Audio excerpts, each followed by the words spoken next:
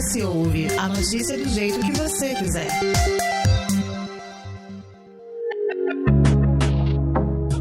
Passada a temporada de folia, a Igreja Católica convida ao período de Quaresma, a preparação da Páscoa. Durante 40 dias que antecedem a Semana Santa, os cristãos relembram os 40 dias que Jesus Cristo passou no deserto. É um momento voltado para reflexões e serviços religiosos, como orações, caridades e sacrifícios. Acontece que muitos não praticam a religião, mas seguem os costumes, dentre eles o jejum. E nesse episódio, vamos entender um pouco mais sobre a simbologia por trás da Quaresma e como ela é praticada no Espírito Santo. Para conversar sobre isso, está de volta em mais um episódio de GS Ouve, Edebrande Cavalieri. O professor titular de Filosofia da UFES e doutor em Ciências da Religião conversou com Daniele Coutinho sobre o tema. Nessa entrevista, ele fala sobre as características dessa celebração no Espírito Santo.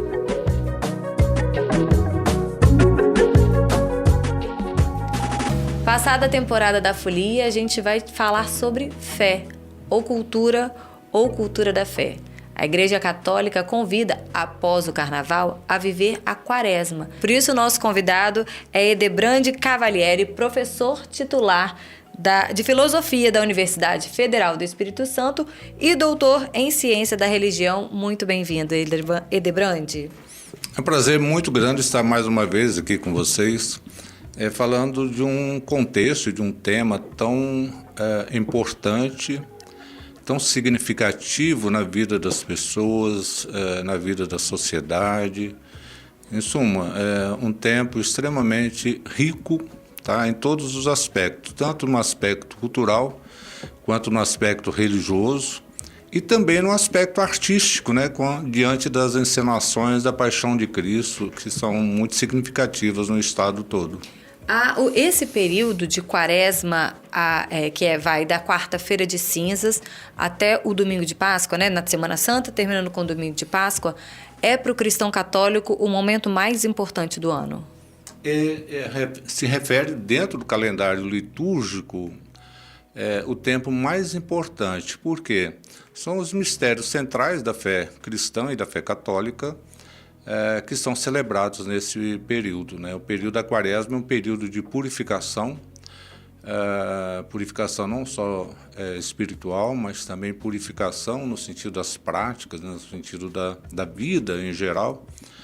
É até costume de se celebrar nesse período a campanha da fraternidade, só para vocês terem uma ideia. Este ano, a campanha da fraternidade se refere à questão da fome, né? Então, fraternidade e fome.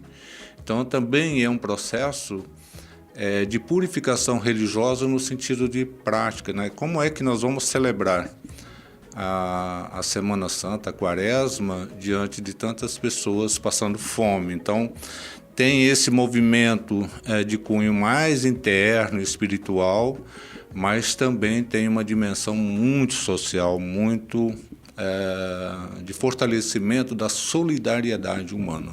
E Quaresma são 40 dias, né? Se eu não me engano, teve um Papa que levou a Quaresma para depois do Domingo de Ramos, que vai de quarta de cinza a Domingo de Ramos, 40 dias, do Domingo de Ramos para Páscoa, a Semana Santa, certo? Sim. E aí, por que 40 dias? 40 dias, 40 é um número muito simbólico. Aliás, nas tradições das culturas, principalmente na tradição judaica e cristã, os números 40, o número 7, o número 70 são muito significativos. No caso do 40, que são 40 dias da Quaresma, é um número que indica a purificação, né? Então, os judeus permaneceram 40 anos no deserto, purificando-se de tudo aquilo que eles haviam recebido do Egito como nocivos à própria vida da comunidade israelita. Então, até entrar na Palestina, os judeus permaneceram 40 anos no deserto no sentido de purificação. Do ponto de vista até da cultura, o número 40, na sociedade mais antiga, a mulher guardava depois do parto 40 dias, que era chamado de resguardo também. Então, era um momento também de fortalecimento da mulher para acompanhar e gerar e fortalecer, amamentar a criança recém-nascida. Então, é um momento que a própria mulher também se restabelece em suas forças. Então, a quaresma ela significa um período de purificação, mas também um período de refortalecimento de cada pessoa, de cada fiel, né, em geral. A quaresma, esse período que a gente está tratando, ele é muito voltado para a igreja ortodoxa, anglicana, luterana, para os cristãos católicos, mas tradicionalmente, e aí a gente fala de cultura, a gente não fala só do exercício da fé, né, da religiosidade, acontecem muitas coisas. Então, por exemplo, as pessoas fazem jejuns, as pessoas guardam alguns dias, né? Durante a quaresma na minha casa, antes da gente começar a gravar, eu estava comentando que as quartas e as sextas-feiras no período de quaresma, culturalmente, não tem carne vermelha nas nossas refeições. Existem algumas coisas que se foram incorporadas na sociedade, ainda que as pessoas não participem de determinadas religiões, não é isso? Sim. Essas incorporações, elas acontecem no desenvolvimento da cultura, entendeu? Então, elas vão nascendo paulatinamente e, aos poucos, elas vão fazendo parte, né, da cultura. Pode ser ritos, pode ser celebrações, entendeu? Então, você pega, por exemplo, a encenação da Paixão de Cristo, ela nasce no seio da cultura, das tradições, e quando você vê, você já está aí há 30, 40 anos, então já está se tornando algo muito próprio da cultura, da sociedade. Você pega a encenação da Paixão de Cristo em Nova Jerusalém, em Pernambuco, hoje atrai milhares de pessoas, né? Então, tem coisas que a igreja, a igreja no caso católica, mas ela foi incorporando elementos da cultura e junto com esses elementos da cultura, vendo que isso é possível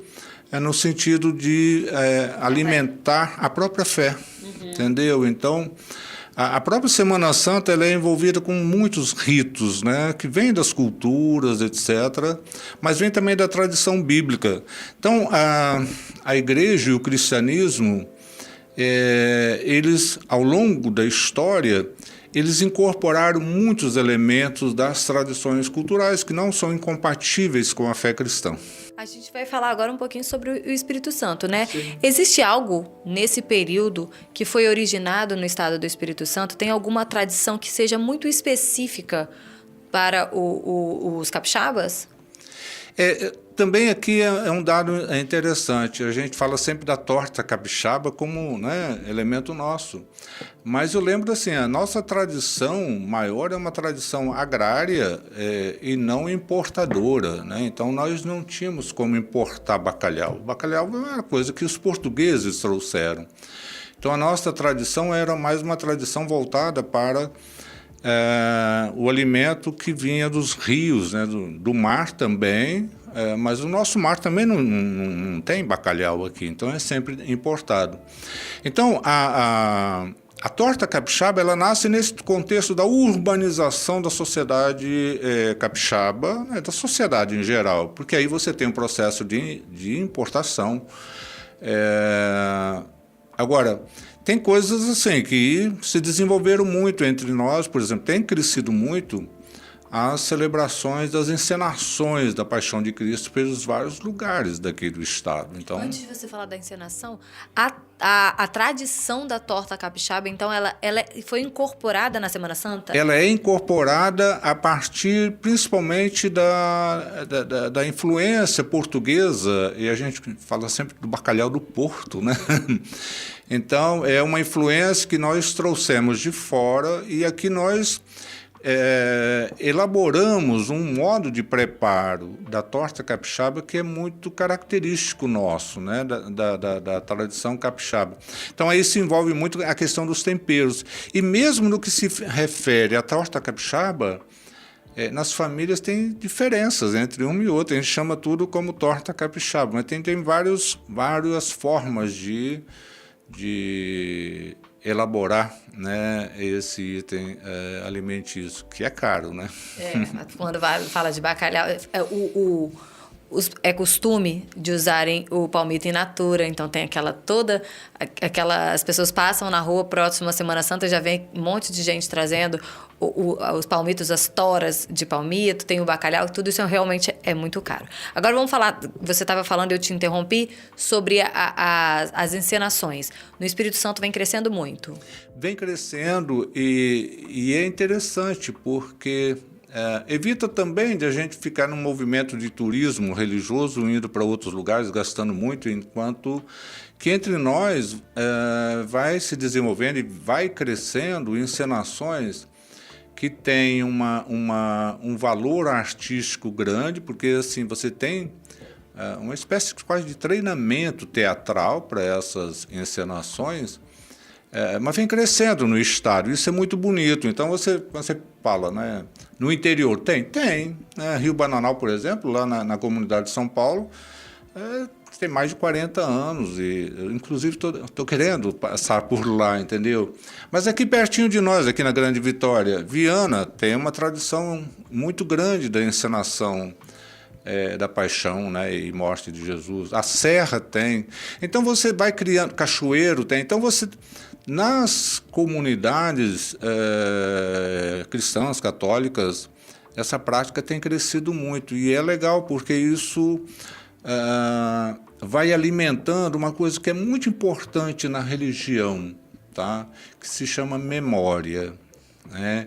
Então essas encenações, elas têm uma função celebrativa, litúrgica, mas vão mantendo e fortalecendo a memória dos momentos importantes da vida inteira de Jesus. Não é só da paixão, não, entendeu? Então, você tem verdadeiras obras de teatro, né, sendo encenados aí. É muito bonito. E aí a gente mistura a fé com a cultura, com a arte. Exatamente. São três... nessas encenações você tem essa interligação, né, esse entrelaçamento entre vida das pessoas, a fé, a arte, entendeu? Então isso é muito, muito legal, muito bacana.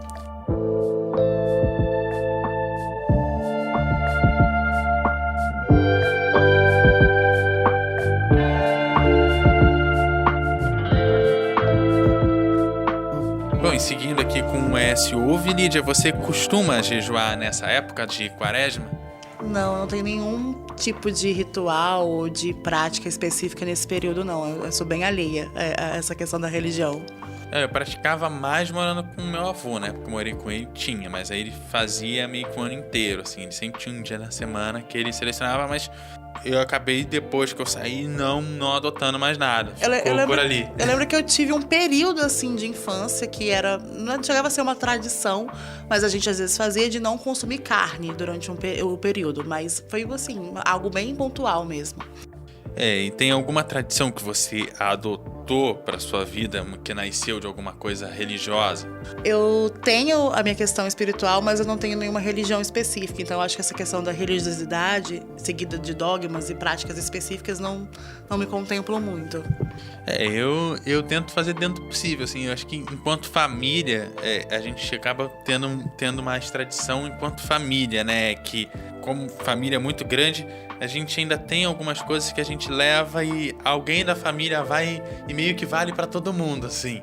Minha família tem o caso da celebração lá do Círio de Nazaré, mesmo lá no Rio tem ali algumas igrejas que fazem, então família de lá, né, e vindo do Pará também, né, por parte do meu avô, a gente aproveitou um pouco dessas práticas religiosas, então meio que tem sempre um representante, mas eu acho que pessoalmente menos, assim, eu acho que é mais fácil a gente manter enquanto quando é um hábito familiar, né? Do que enquanto individual, sabe?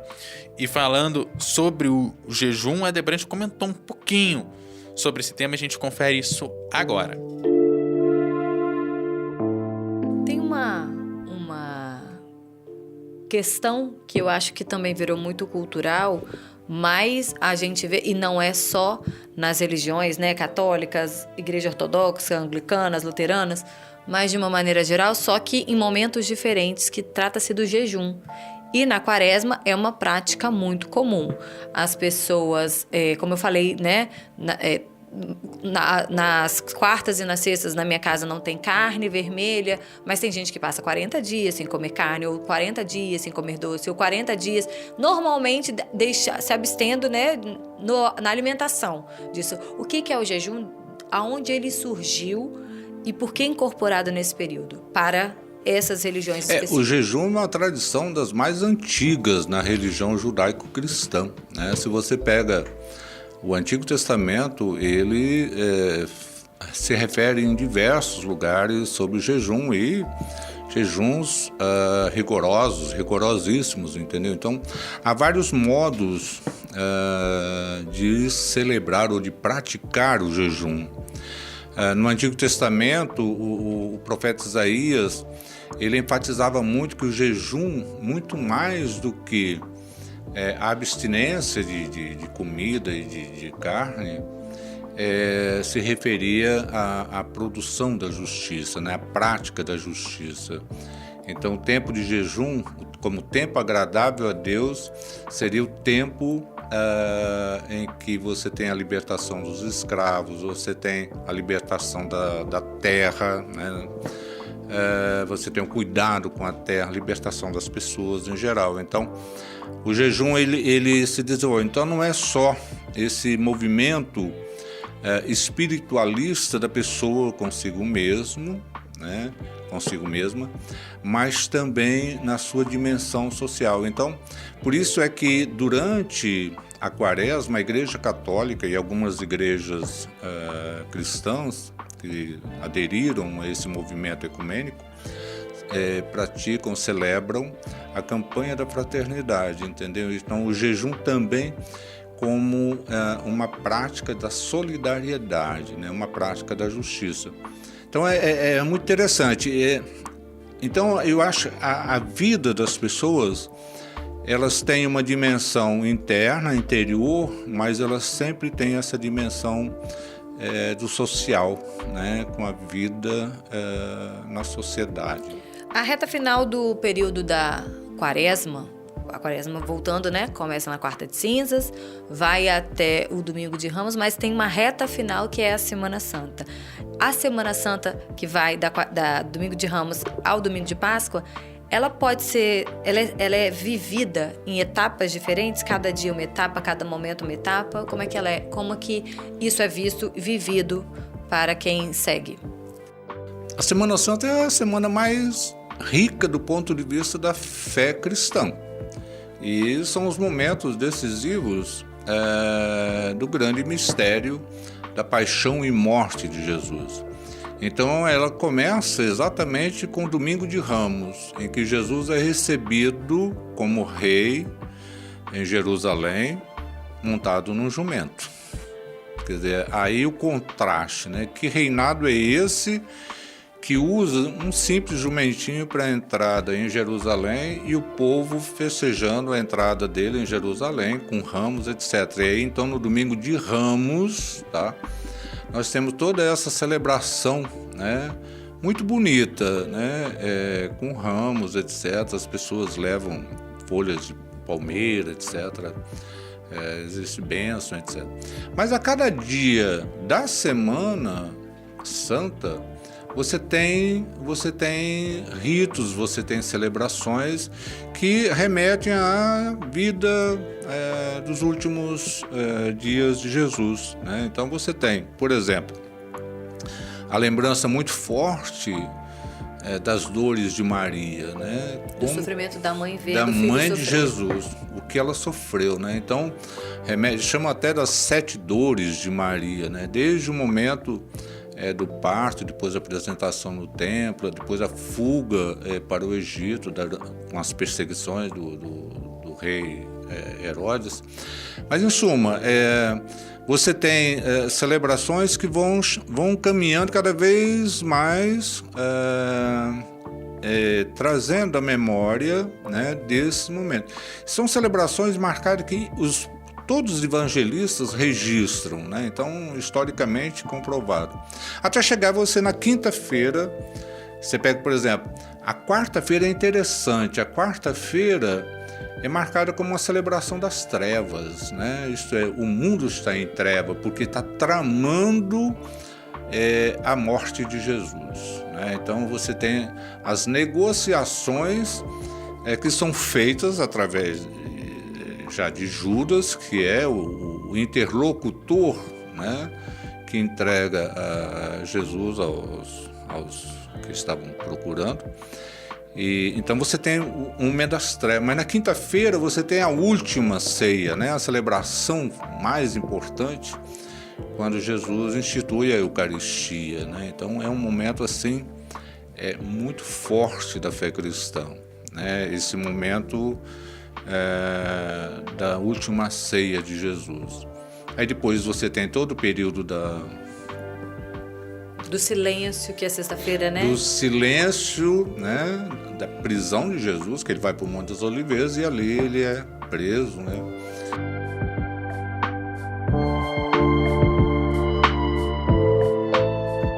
Estamos no Facebook, Twitter e Instagram pelo @ESHoje.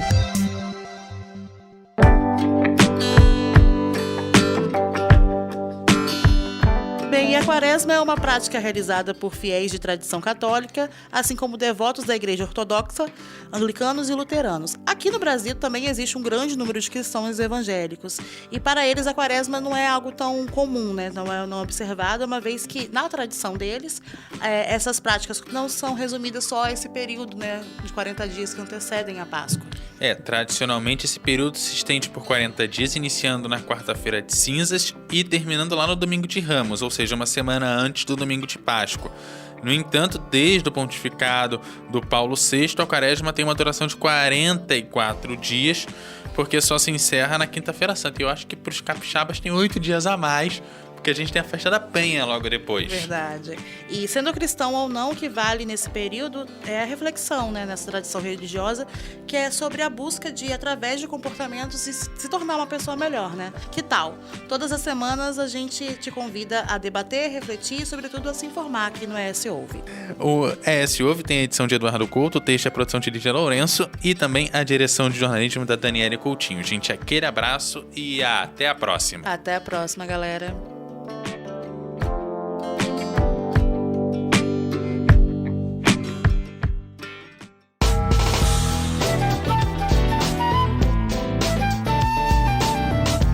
Você encontra o ES Hoje nas redes sociais, @ES Hoje, e também no canal do YouTube e no site eshoje.com.br.